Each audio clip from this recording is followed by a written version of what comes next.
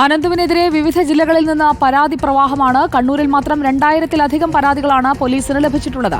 തട്ടിപ്പിനിരയായവരിൽ വയനാട്ടിലെ ദുരന്ത ബാധിതരുമുണ്ട്. കേസ് ക്രൈംബ്രാഞ്ചിന് വിട്ടു. ആർ റോഷിപാലും സന്ദീപ് രാജാക്കാടും നമുക്കൊപ്പം ചേരുന്നു തത്സമയം. ആർ റോഷിപാൽ, അന്വേഷണം ഇപ്പോൾ എങ്ങനെ മുന്നോട്ട് പോകുന്നു? ഇതിൽ അനന്തുവിനായി പ്രമുഖരാരെങ്കിലും ഇടപെടുന്നുണ്ടോ?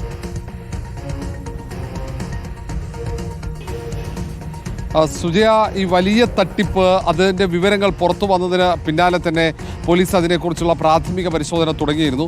ഏതായാലും കഴിഞ്ഞ ദിവസമാണ് 6 പരാതികൾ പോലീസ് ആസ്ഥാനത്ത് ലഭിച്ചത്. ആ പരാതികളുടെ അടിസ്ഥാനത്തിലാണ് ക്രൈംബ്രാഞ്ചിന് അന്വേഷണം കൈമാറാൻ തീരുമാനിച്ചത്. കാരണം ഈ തട്ടിപ്പിൻ്റെ വ്യാപ്തി വളരെ വലുതാണ്. 1000 കോടി രൂപയോളം സംസ്ഥാനത്ത് വിവിധ ജില്ലകളിലായി തട്ടിപ്പ് നടത്തി അനന്തു കൃഷ്ണൻ എന്നാണ് പോലീസ് വിലയിരുത്തുന്നത്. അതുകൊണ്ട് തന്നെയാണ് ക്രൈംബ്രാഞ്ചിൻ്റെ സാമ്പത്തിക കുറ്റകൃത്യങ്ങൾ അന്വേഷിക്കുന്ന വിഭാഗത്തിന് അന്വേഷണ ചുമതല കൈമാറാനുള്ള തീരുമാനമെടുത്തത്.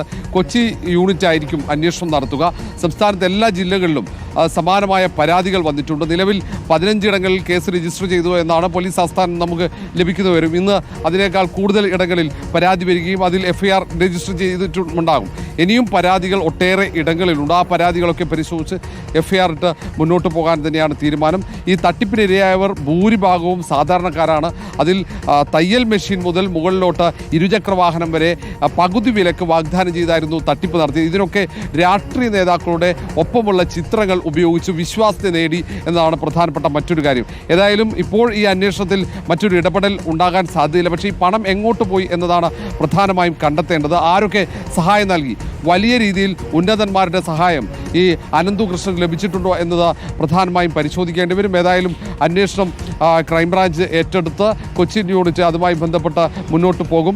അപ്പോൾ തന്നെ കൂടുതൽ വിവരങ്ങൾ ലഭ്യമാവും. ഇപ്പോൾ സന്ദീപ് രാജാക്കാടിലേക്ക് കൂടി പോകുന്നു. സന്ദീപ് രാജാക്കാട് ഇപ്പോൾ തൊടുപുഴ പോലീസ് സ്റ്റേഷനിലാണുള്ളത്.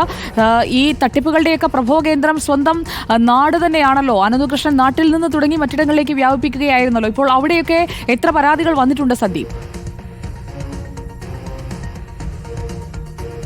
സുജയപാർവതി, ഈ ഇടുക്കി ജില്ലയിൽ തൊടുപുഴ ഭാഗത്ത് ഇപ്പോൾ ഏറ്റവും കൂടുതൽ പരാതികൾ വന്നിരിക്കുന്നു എന്നുള്ളതാണ്. നമുക്ക് ഇപ്പോൾ ഇവിടെ കാണാം, ഈ നിൽക്കുന്ന ആളുകളെല്ലാം തന്നെ ഇതുമായി ബന്ധപ്പെട്ട പരാതിയിലേക്ക് എത്തിയവരാണ് എന്നുള്ളതാണ് ഏറ്റവും പ്രധാനപ്പെട്ട കാര്യം. ഈ പണം നഷ്ടമായെന്ന് അറിഞ്ഞതോടുകൂടി തന്നെ ഇവരിപ്പോൾ എല്ലാവരും തന്നെ ഒന്നിച്ചു കൂടിയിരിക്കുകയാണ്. മുഖ്യമന്ത്രി അടക്കമുള്ളവർക്ക് പരാതി നൽകുന്നതിന് വേണ്ടിയിട്ടുള്ള ഒരു നീക്കമാണ് നടത്തിയിരിക്കുന്നതെന്നാണ് നമുക്ക് മനസ്സിലാക്കാൻ സാധിക്കുന്നത്. നിങ്ങൾക്കൊക്കെ ഇരുചക്രവാഹനമായിരുന്നോ? അതെ അതെ, ഇരുചക്രവാഹനം.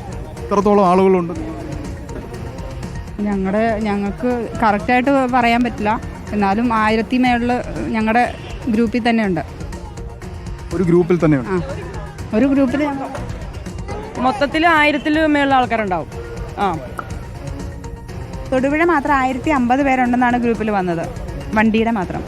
അപ്പം എന്താണ് എല്ലാവരും കൂടെ ഈ ചേർന്നിട്ട് എന്താണ് മുമ്പോട്ടുള്ള തീരുമാനം? എന്താ മുന്നോട്ട് ചെയ്യേണ്ടതെന്ന് ആലോചിക്കാൻ വേണ്ടിയിട്ട്, പിന്നെ പരാതി കൊടുക്കാൻ വേണ്ടിയിട്ടാണ് ഞങ്ങൾ ഇന്ന് ഇവിടെ കൂടിയിരിക്കുന്നത്. എല്ലാവരും മുഖ്യമന്ത്രിക്ക് നിവേദനം കൊടുക്കാൻ വേണ്ടി പോലീസ് പരാതി കൊടുത്തിട്ടുണ്ട്. സുജയ, അത്തരത്തിലാണ് ഈ വീട്ടുപകരണങ്ങൾ അടക്കം നൽകാം എന്നുള്ളത്, ഈ പകുതി വിലയ്ക്ക് കിട്ടും എന്നുള്ളത് കൊണ്ടാണ് ഇവർ ഇത്തരത്തിൽ ഈ പൈസ അടയ്ക്കുക ചെയ്തിരിക്കുന്നത്. നമുക്ക് കാണാം. സന്ദീപ് രാജാക്കാടാണ് വിവരങ്ങൾ നൽകിയത്. നിരവധി ആളുകൾ പരാതികളുമായി രംഗത്ത് വരികയാണ്. സാധാരണക്കാരായ വീട്ടമ്മമാരായ ആളുകളെ അടക്കമാണ് ഇത്തരത്തിൽ പറ്റിച്ചിരിക്കുന്നത്.